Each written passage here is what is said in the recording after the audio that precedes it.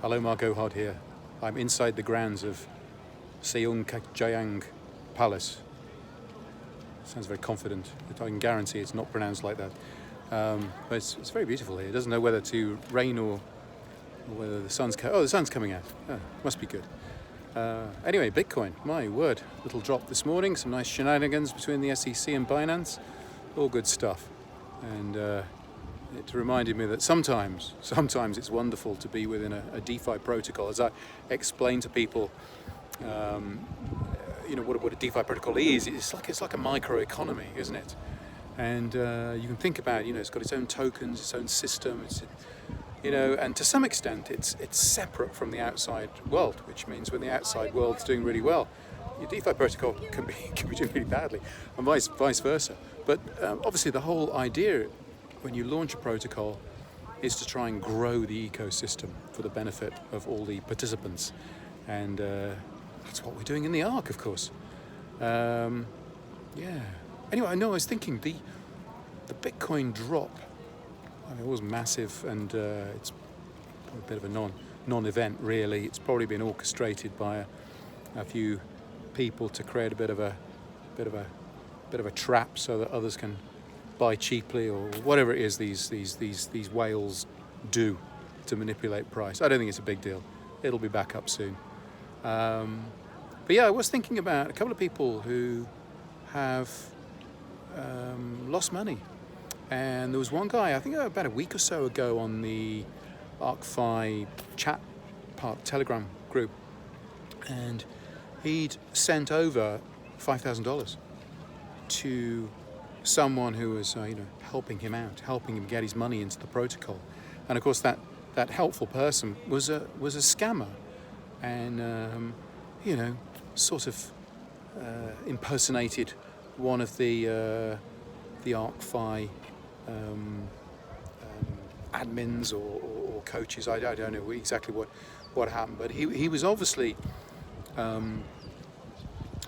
misled. And since ArkFi is a protocol that encourages newbies and people who don't know a lot about crypto, it's such a terrible thing to happen. And I really did feel for this guy. $5,000. Now, to some people, that's a drop in the ocean. Other people, that is a serious amount of money. And to lose it in one go, I mean, it's still, I've been in crypto since 2017. Yeah, I was scammed, in the very early days. So, my radar's on. But even these days, I still worry about it. And it was only 2 days ago, when I was moving some money into ArkFi on Sunday, that my heart stopped. And yeah, I normally double check everything and da-di-da-di-da. But I moved some money out of one account into another, both my wallets, and left the account, all well and good. And then I looked in the destination wallet, and there was nothing there. I was thinking, oh my goodness me. And I looked at the sending wallet, and I looked at all the transactions, and I could see some scam transactions in there. And I was like, I went into free fall. I was thinking, this is terrible. And I don't think it matters so much, whether it's a small, medium, or large. Obviously, it's worse if it's a large amount of money. But this was not an insignificant amount of money. And your heart stops. And it's a terrible, terrible feeling. And if there's one thing, I mean, I know what many of us passionately believe in around ARK finance is the ability for us all to control our own money. To not have a third party intervene, so you can do this, you can't do this, etc., etc., etc. But the consequences of that, the consequences of holding your own keys are, if you make a mistake, it's all on you. And I'm not sure that's 100% suitable for everybody in our world. I don't think everybody's ready or needs or wants that responsibility. So in time, I think we'll see better solutions for people to help people safeguard their keys, to safeguard their crypto information. So, they've got a backup plan. And, I've got that piece of paper hidden away with all my keys on, etc. And that's supposed to be the best way to do it. But it's not very sophisticated, is it? Anyway, back to, that person who lost 5,000. And you could say, there were comments in the chat like, frankly, they weren't very helpful. Like, well, you've certainly learned something from this. Or what? It's a horrible thing to say. I'm sure they've learned. But, it happens to people, and it'll happen again, And so I think we need to be very supportive of when this happens. It's like the guy who, in the atomic wallet fiasco, lost 300,000 of his Cardano. Well, you could say, the obvious thing. Well, you shouldn't put your 300 grand's worth in a hot wallet. It should be, a cold wallet and secured by a physical device. Yeah, of course. But imagine how that person felt. Just imagine that happening to you. It's horrific. So I think we need to be kind in our community. I think it's a good watchword in this crypto world where, frankly, there are a lot of Telegram forums and Discord forums out there that are quite toxic. And the great thing is about this community, it's not toxic. And so let's continue that way. But yeah, safety. So I was thinking about that. Oh no, back to that story. I was I'm just useless at this, aren't I? I was transferring, wasn't I? Transferring money from A to B, and it got lost. Well, it took about 10 minutes. And I was following up all the transactions, and I went to the blockchain and I checked the addresses and everything, and yeah, it had been received. And on the blockchain, it was showing that my receiving wallet actually had that money in it. And I didn't know what was going on. And eventually, my receiving wallet said, the user interface said, "Ping, your money's been received." It was like the relief. I nearly stopped work completely that day and celebrated. I mean, it was just enormous relief. It's a horrible thing. And of course, in the heat of the moment when I was seeing on my wallet transactions these scam things, they were unrelated things. They were things I used Rabby wallet, and they were transactions that the wallet itself had trapped as potentially suspicious thing, like odd airdrops to your wallet and stuff of this sort. They were just things that the wallet had trapped, and in the heat of the moment I go, oh my god, I've lost all my money. It's horrible. Anyway, it was there, and I did continue working on Sunday, and I did move money from this protocol where things have been a bit of a disaster into ArkFi, and I think I got 129, 131, 132. I was moving around that sort of price, and that's pretty good. And it was really interesting what happened that day.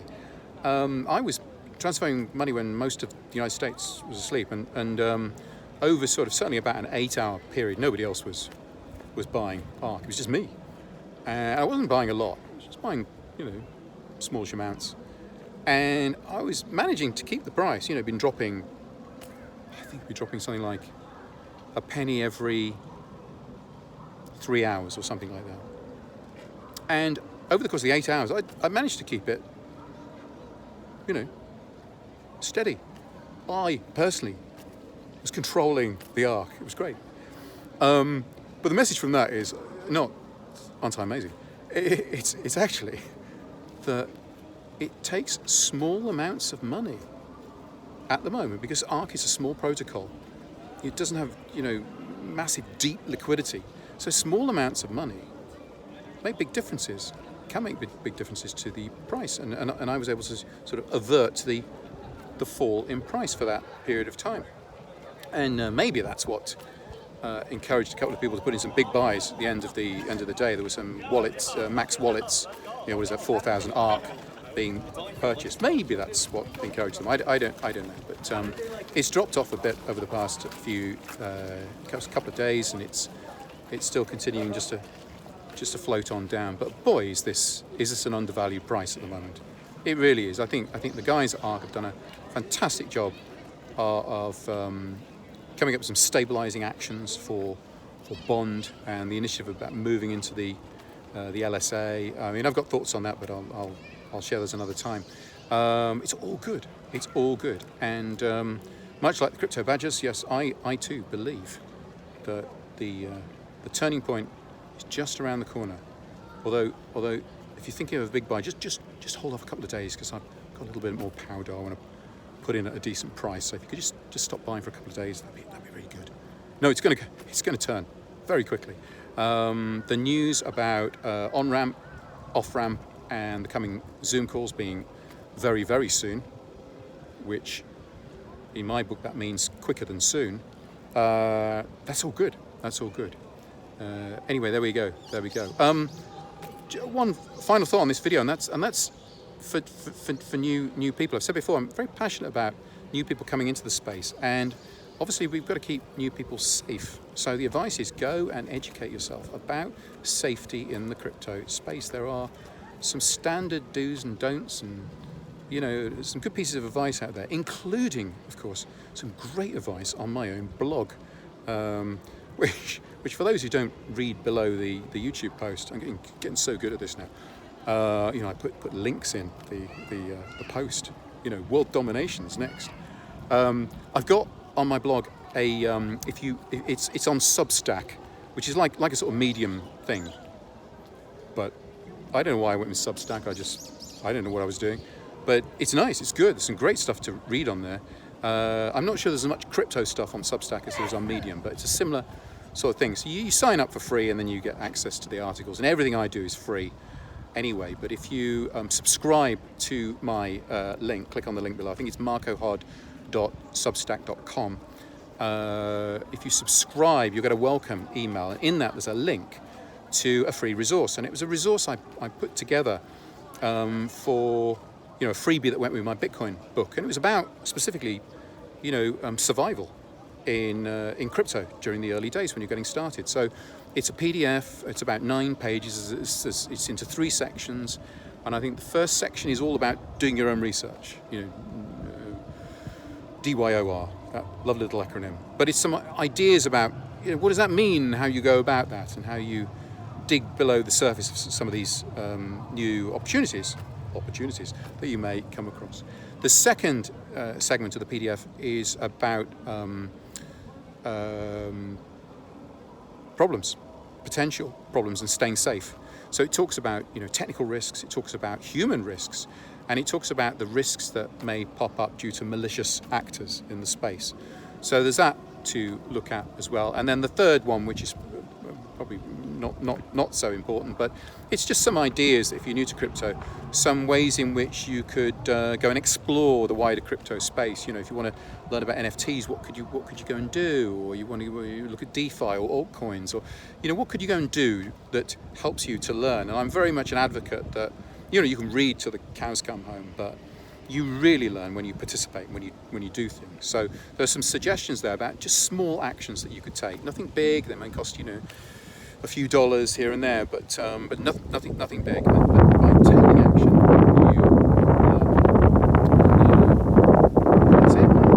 That's what I wanted to say on this video. Really, I just go and have a look. Go and have a look at I've just finished a series of blog articles which I bear all. Well, obviously I do keep my clothes on. I bear all as far as my crypto experience is concerned, and I think the series is called something like painful lessons. That's right, painful lessons beyond Bitcoin. And it just talks about, I started off as just writing a single post, but I ended up writing about 16 lessons. So I spread it across 4 posts. It's about 10,000 words or so to read, but it's all things that I've learned personally through experience. This isn't me going on the internet and carving up some content that somebody else has written, all the normal blogger crap that takes place. These are, everything I write on the blog is my writings, my experience, and my reflection. So I put it out there in the hope that it helps somebody else. That's all. That's the agenda. That's me, Marco Hødd. Anyway, I'm going to explore this palace, Siu Jing Gonggung Palace, which now has a completely different pronunciation from how I tried earlier. But anyway, it's very beautiful. It's over 500 years old. So beat that, America. Anyway, all the best to you all, and good luck in the ARK.